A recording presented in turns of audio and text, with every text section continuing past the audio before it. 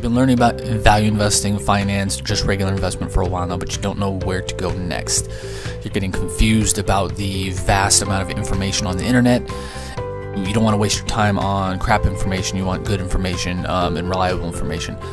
In this series of videos on value investing and finance education, you will find those answers to those questions and much more. My name is Jason Rivera. Welcome to Value Investing and Finance Education.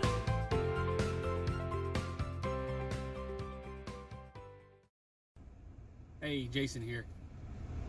Today's video, I want to talk to you about trying to do everything yourself and why you should not try to do everything yourself. It took me a very, very, very long time to learn this concept. You always hear it, you can't do anything yourself, can't do everything yourself, can't do everything yourself, blah, blah, blah, blah, blah. Find help, all this kind of stuff. But what are you supposed to do if you don't have any capital to hire other people? That is a place I found myself in a couple years ago. And I finally just took the plunge and hired my team, or began hiring my team, and began delegating stuff to them and having them do stuff either I shouldn't be doing because I didn't want to be doing it and I didn't like doing it, or because I sucked at it and they were better, like graphic design, that kind of stuff, as an example. If you now, years later, again, it took me, you always hear about this stuff that you have to hire people and grow outside yourself and stuff like that, but it took me probably more than 10 years to actually do it. But now that I've done it for so long and my team is doing things, again, I either hate doing or I suck at, so I can concentrate on doing things like this, or talking with clients, or advising clients, or talking to students, or traveling to Dubai to meet potential clients, or whatever the case may be. It's amazing and kind of liberating feeling, to be honest with you.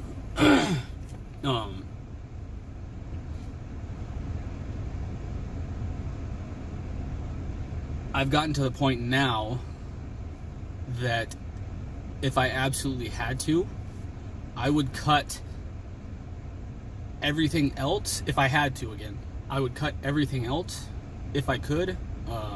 Active Campaign, ClickFunnels, education for myself, whatever else I use, all these software and stuff I use in all of my stuff, I would cut all of that before I cut my team. Not only because I care deeply about my team, but also because then if I did, I would feel horrible for having to fire them due to something that was my fault, not having enough revenue, not having enough cash, stuff like that. But it also, I would have to go back to doing the stuff I hate doing and that I suck at doing. Frankly, it's amazing once you actually delegate stuff that you're not good at, that you shouldn't be doing, or that you hate doing. It's amazing, again, the liberation, the stress off the shoulders, the worry, oh, I should be doing this, but I don't want to be doing this, so I'm procrastinating for 2 weeks and nothing gets done, and then I get frustrated, and I repeat the cycle, I'm going to do it, and then I don't do it. A lot of that stuff, I'm very good at not procrastinating and doing stuff when I need to do stuff, but when it comes to stuff I don't like doing or that I'm not good at, I procrastinate horribly. Mainly because, again, I don't want to do it. And delegation to somebody else who either loves doing it or is great doing it is not only incredibly liberating and powerful for me personally, and you as the potential business owner, entrepreneur, business leader, whatever, manager, whatever the case may be. It's also liberating for them as well, because then they're doing more stuff they're good at, that they love, and that gets them more energy to continue going, so they work harder and better. And it's just all around, you get better quality stuff, you get stuff done typically more efficiently and faster. Your clients are happier because you can spend, again, time doing this kind of stuff, or meeting clients in Dubai, or doing Skype or Zoom chats with students or potential clients, instead of worrying about having to put out, again, whatever you hate or whatever you suck at. Again, I learned this for years.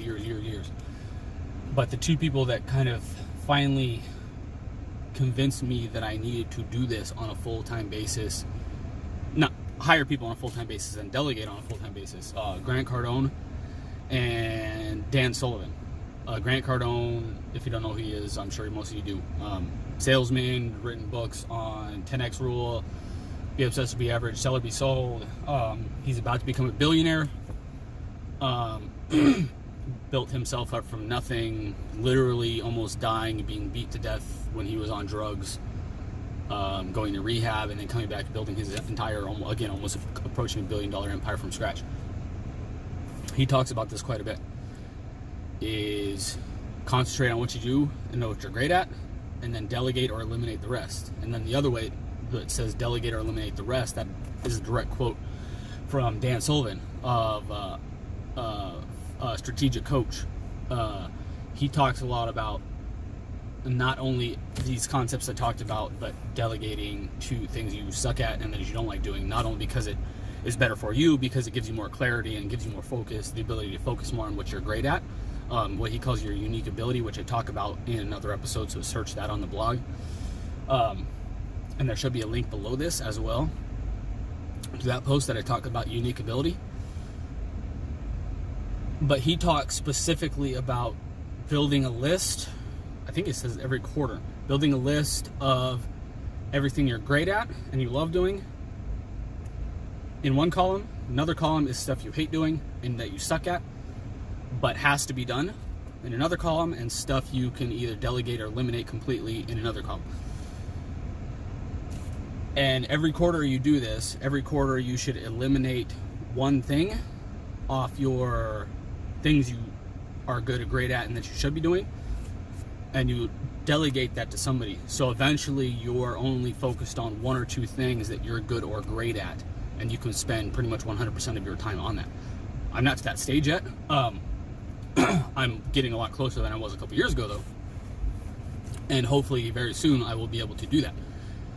Do I think I will ever mentally be completely 100% out of things like graphic design and building web pages and building advertisements and stuff like that? No. Because it's still my businesses, and I still want to have some control, even if it's just, this is awesome, this needs a little bit of work.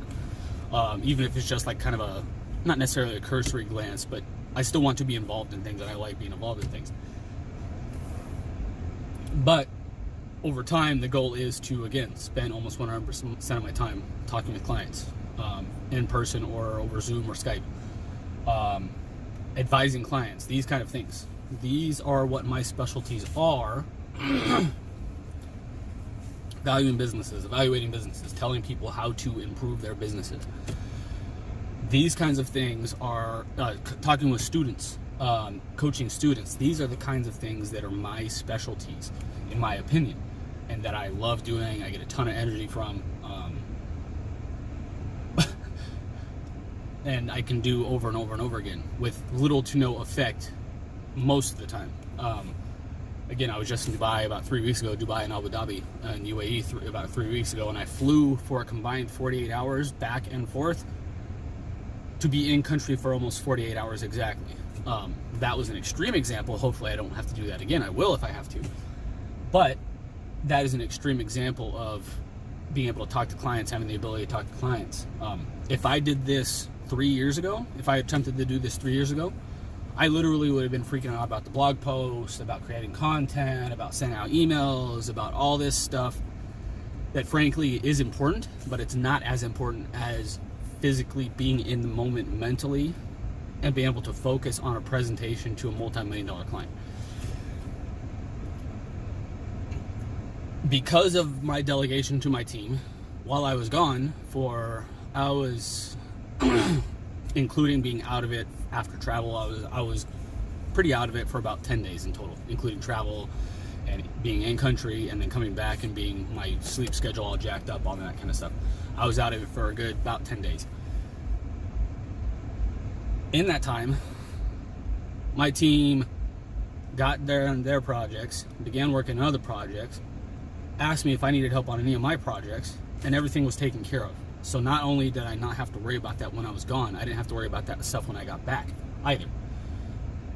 Plus, the business stuff kept moving forward, progress was still made towards our next goals and our next launches. Sorry about the clearing of my throat. I still dealing with a sinus infection. It's just stuff going down my throat right now. Mostly over it, but I've still got that going on, which is annoying. But getting back to the topic is not only that, but you can essentially, I have 5 team members on a part-time basis now. Hopefully very soon I can hire them all full-time. But you're essentially multiplicating or increasing your business's output on an exponential basis. So for example, once my team is hired full-time, I will be quintupling my business's output, productivity, hopefully, once we get everything up to speed, training happens, and I delegate even more to them. We'll hopefully be quintupling the amount of business we can take on, be quintupling revenue, profits, all that kind of stuff. And again, we will be more productive. Everybody will be happier because we will all be concentrating on what we're happy doing, what we love doing, what we're great doing. I have one person on my team. Always ask, what do you want to learn? What do you want to be trained in? I'm a big believer in training people, as you probably see. I do these kind of trainings all the time. And then the webinars and all the other stuff. But I train my team too, and I always ask them, what do you want to learn? What do you want to be trained at? What do you want to be delegated to? What responsibilities do you want to take over? All these kind of things.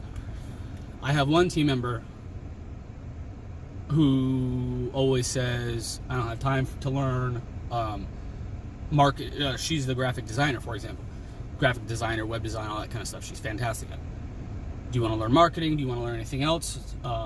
She learns kind of the basics of everything else, but after that, she says, no, I want to concentrate on this, and I'm perfectly happy with that. Actually, that's what I want. I want you to specialize in what you love and what you're great at, just like I'm doing. So a lot of places are like, oh, you should learn, like bosses, if you've ever had a boss in the past, why don't you want to learn more? Why don't you want to help out the team? Why don't you want to be a team player? Because you're harming, not necessarily yourself, but you're harming your time efficiency. And this is one of the problems I had when I worked the investment newsletter in Del Rey, is I tried to help. I was working 60 to 80 hours a week, trying to help do my own stuff and help anybody in the marketing arena, anybody in the sales arena, anybody in the promotions arena, anybody in the writing arena, anybody in the entire company who needed help. Typically they came to me for help because I always said yes. And it's great trait to have. I love being helpful to people, but should I have probably spent more time becoming a better writer? Should I have spent more time crafting my articles better? Should I have spent more time researching companies and potential investments? Probably I should have. Instead of helping other people, I should have been helping myself first, and then if I had extra time after I did more training and got as good as I can at these places, helping other people slowly then, not just kind of jumping into everything and wearing myself thin.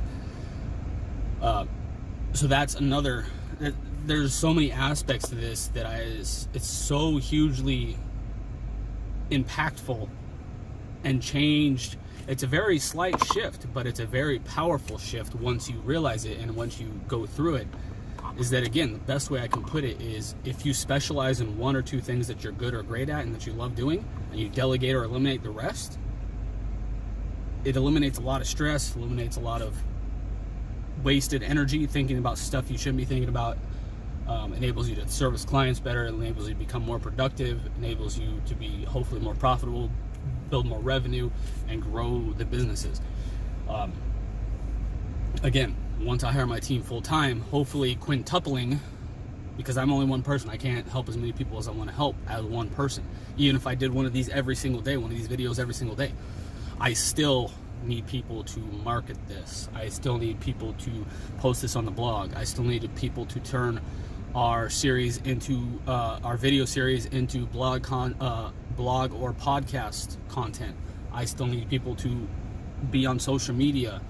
And again, I still handle personal questions myself, but my team handles most of the posting to these platforms.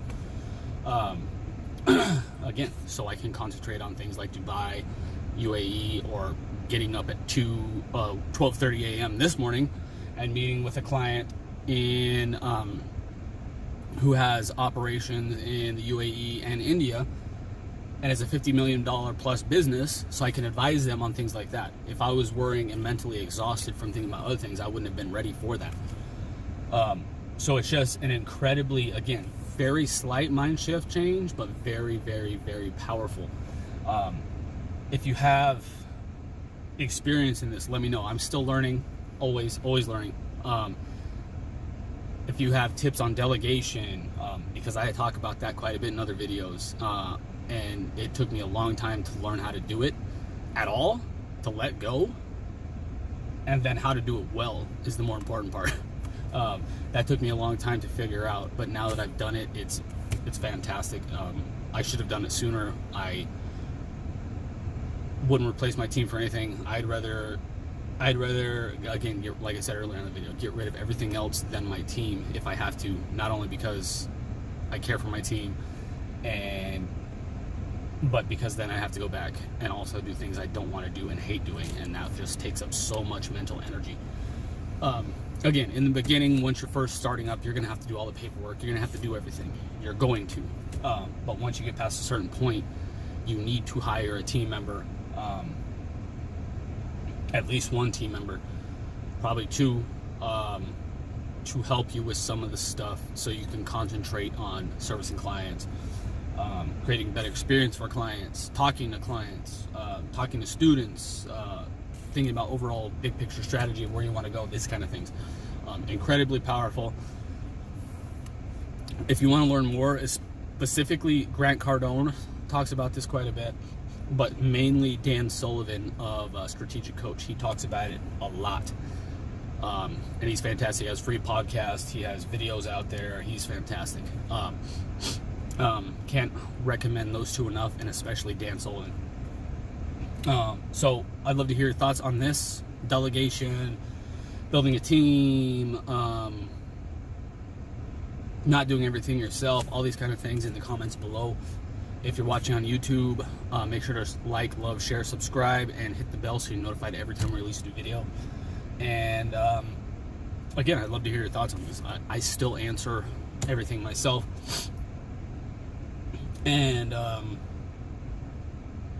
yeah, I think this is so powerful. I wanted to spend an entire video just talking about this concept. And I hope you found value in it. And until next time, I'll talk to you again soon. Bye.